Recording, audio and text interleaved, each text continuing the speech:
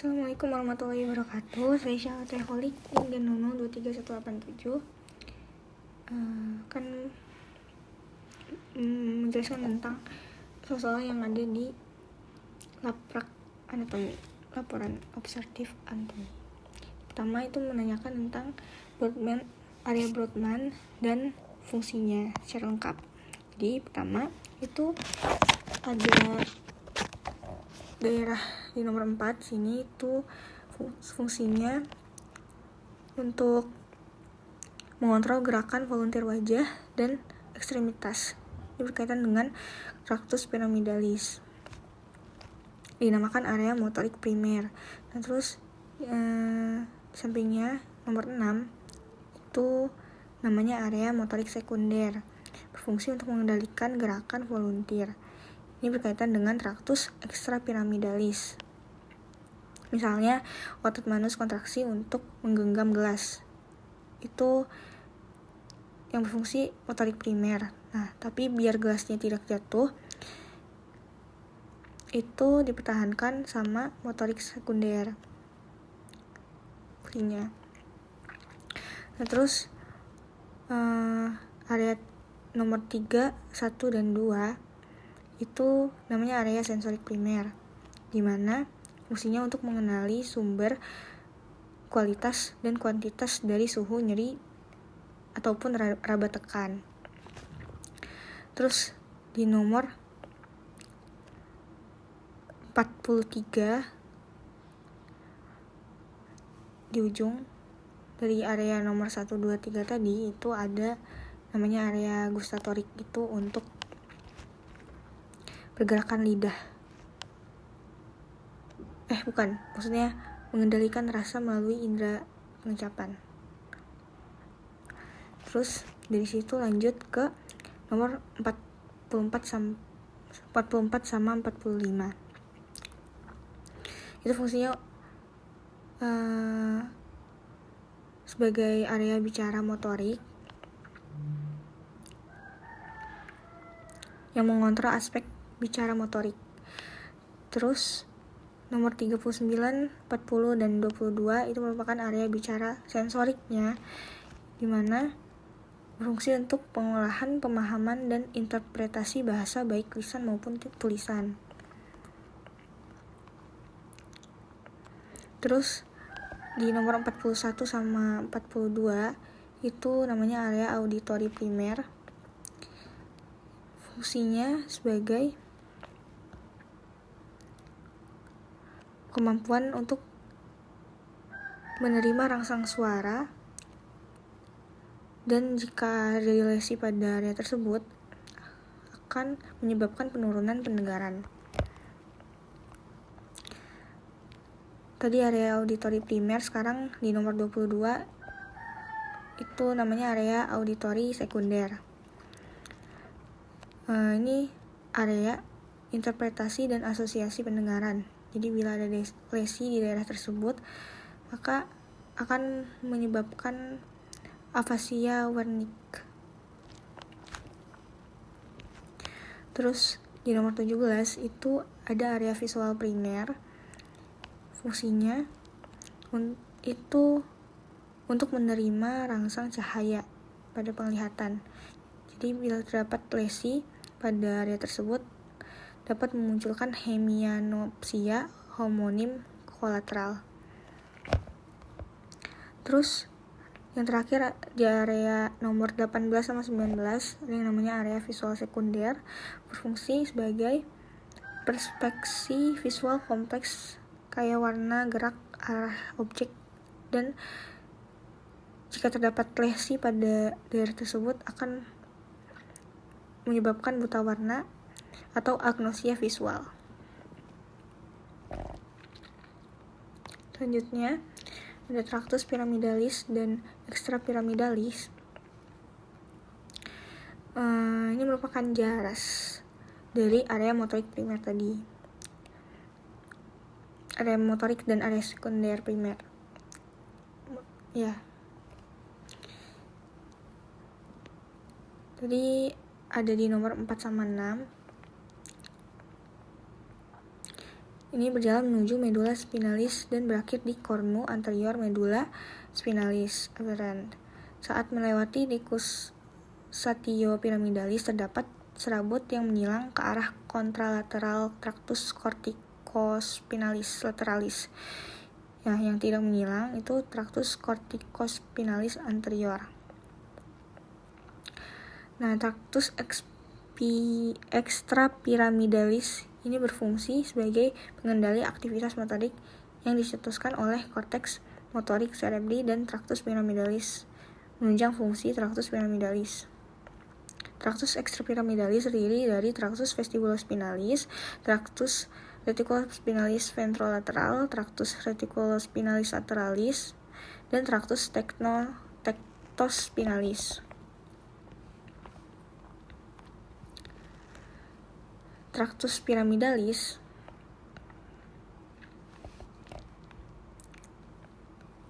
itu tadi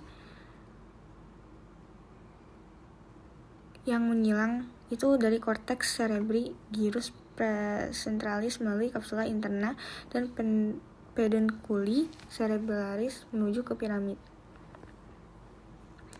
Kemudian pada decussatio piramidalis, tractus corticospinalis akan terbagi menjadi tractus corticospinalis lateral yang menyilang di decussatio piramidalis dan tractus corticospinalis anterior yang tidak menyilang.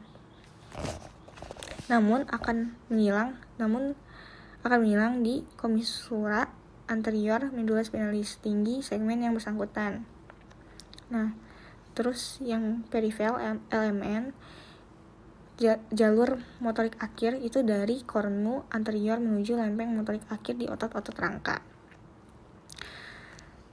Nah, benturan pada kepala mungkin dapat menyebabkan kerusakan pada area Brodmann di area-area tertentu dengan gerakan dan sensasi atau pada sistem tractus pyramidalis dan extrapyramidalis yang menyebabkan gejala-gejala sulit untuk menggerakkan tangan, wajah, tidak bisa merasakan nyeri dan suhu.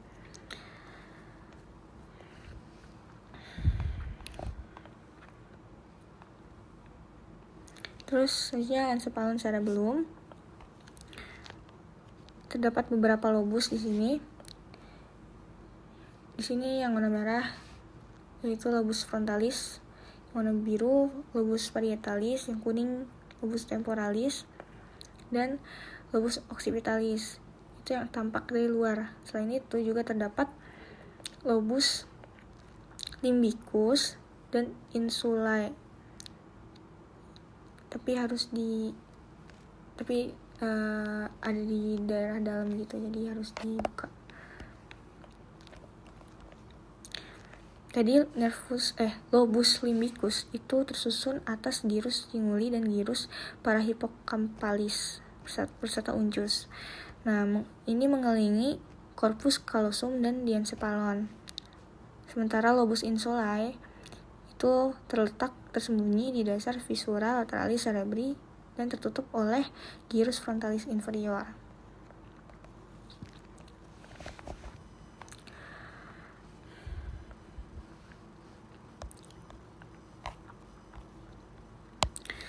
Terus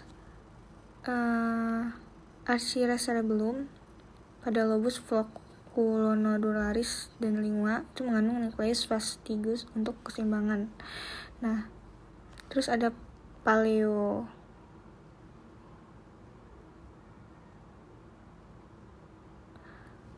paleocerebellum pada lobus anterior yang mengandung nukleus emboliformis dan nukleus globosus untuk tonus otot. Nah, terakhir ada neocerebellum. Ini mengandung nukleus dentatus untuk kemampuan gerakan terampil dan berkoordinasi dengan cerebellum tadi. Lanjut ke medula spinalis.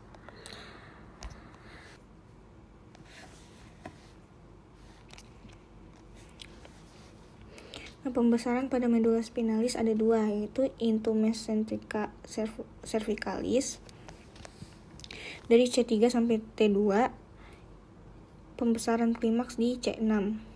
dan intumescentia lumbalis dari T10 sampai L2, perbesaran klimaksnya di T12. Di sini ada conus medullaris, yaitu ujung inferior dari medula spinalis yang membentuk kerucut, dan cauda equina, yaitu struktur buntut dari radices lumbalis dan sacralis.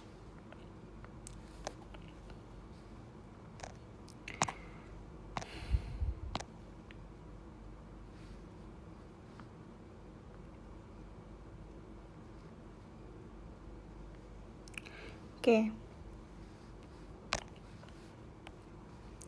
Jadi tadi ada struktur interna sama eksterna. Nah, yang eksterna itu ada visura mediana anterior, sulcus mediana posterior, sulcus anterolaterales, tempat keluarnya radix anterior, radix afferent, radix motorik, sulcus posterolaterales. Juga terdapat struktur interna tadi, yaitu ada substansia alba, funiculus anterior, funiculus lateral, funiculus posterior, dan substansia grisea.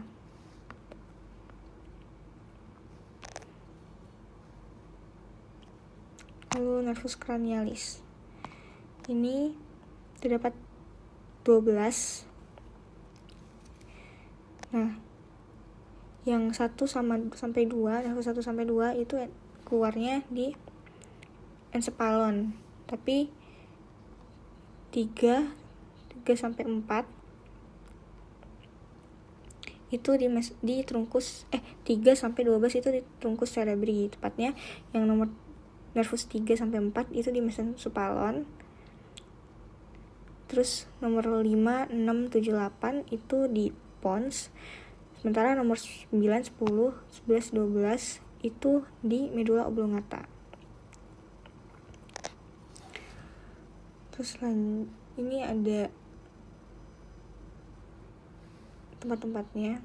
Nervus olfactorius, bulbus itu di bulbus olfactorius, nervus opticus di chiasma opticum, dan selanjutnya.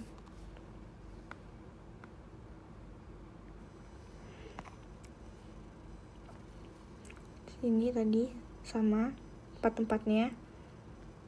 Nervus opticus di canalis opticus, olfactori di lamina cribrosa, maxillaris di foramen rotundum, nervus mandibularis di foramen ovale, dan yang ada di gambar ini.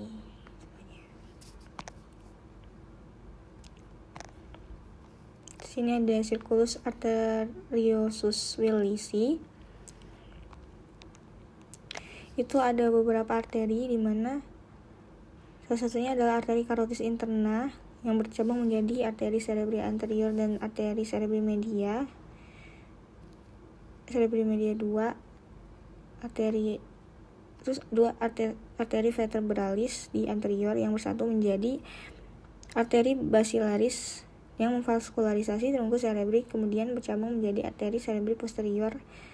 Lalu ada 2 arteri cerebri anterior yang dihubungkan oleh arteri komunikan anterior. Lalu ada arteri cerebri posterior dan arteri cerebri media yang dihubungkan oleh arteri komunikan posterior. Sini ada jalur penglihatan. Jadi cahaya yang melewati kornea di sini, terus aqueous humor yang dihasilkan oleh processus ciliaris itu akan dikeluarkan menuju kamera oculi posterior menuju kamera oculi anterior dan didrainase di sinus venosus sclerae.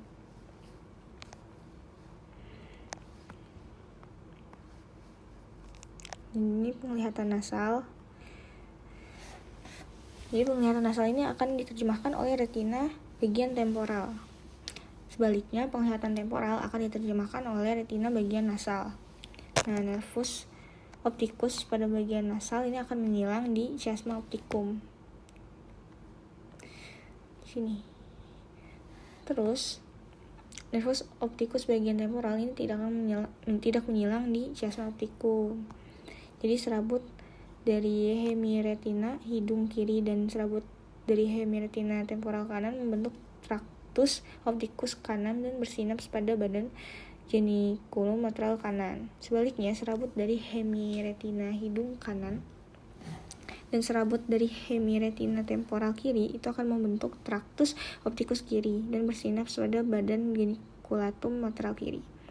Serabut dari badan geniculatum lateral membentuk saluran geniculokarin yang akan naik ke korteks visual di area 17 lobus occipital. Lalu serabut dari badan geniculatum lateral kanan membentuk saluran geniculococarin kanan. Serabut dari badan geniculatum lateral kiri akan membentuk saluran geniculococarin kiri.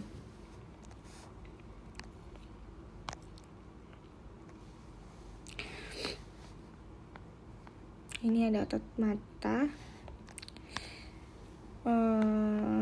Ini bagiannya. Pertama ada musculus rectus superior di atas. Ini fungsinya untuk elevasi sumbu penglihatan, aduksi dan aduksi dan rotasi medial bola mata. Itu diinervasi oleh nervus oculomotorius dan ramus superior. Lalu ada musculus rectus inferior. Bagian bawahnya itu fungsinya untuk depresi sumbu penglihatan dan aduksi rotasi lateral pada bola mata. Diinervasi oleh nervus oculomotorius. Nervus 3. Lalu ada musculus rectus lateralis yang berfungsi sebagai abduksi bola mata yang diinervasi oleh nervus abducens. Lalu ada nervus medialis yang berfungsi untuk abduksi bola mata, sama kayak nervus rectus lateralis, dan yang rectus medialis ini diinervasi sama nervus oculomotorius, nervus 3. Nervus oculomotorius ini juga menginervasi musculus obliquus inferior, berfungsi sebagai elevasi sumbu penglihatan dan abduksi dan rotasi lateral pada bola mata. Terakhir ada musculus obliquus superior, fungsinya depresi sumbu penglihatan dan abduksi rotasi medial bola mata, diinervasi oleh nervus trochlearis.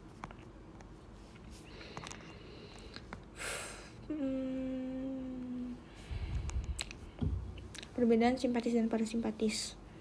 Pertama, distribusi segmen simpatis itu torakolumbal. Terus neuron preganglioniknya memiliki akson pendek dan neuron postganglionik aksonnya panjang. Neuron preganglionik ini melepaskan asetilkolin, sedangkan neuron postganglionik itu melepaskan norepinefrin. Dan simpatis ini fight or flight. Sedangkan parasimpatis itu segmennya di kraniosakral, terbatas pada kepala dan organ dalam dada, perut, dan panggul. Dan itu juga terdapat di beberapa pembuluh darah. Lalu neuron preganglionik parasimpatis ini memiliki akson panjang dan postganglionik akson pendek. Preganglionik dan postganglionik ini melepaskan asetilkolin. Kalau tadi simpatis fight or flight, parasimpatis ini rest and digest.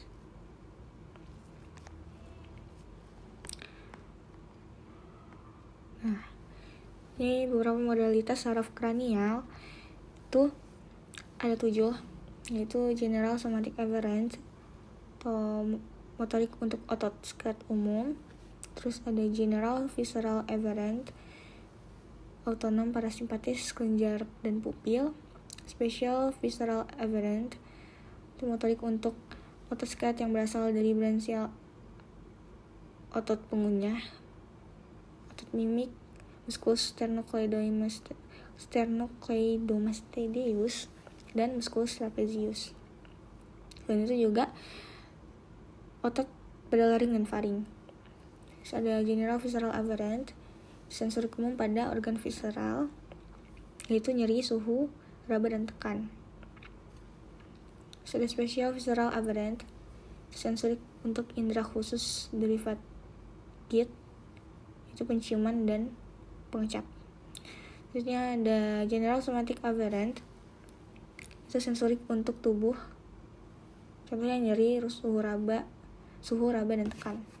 Terus ada special somatic aberrant, sensorik untuk indera khusus dari tubuh atau soma, mencakup visual, keseimbangan, dan pendengaran.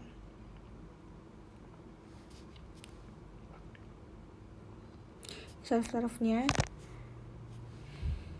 ada nervus olfactorius, opticus, oculomotorius.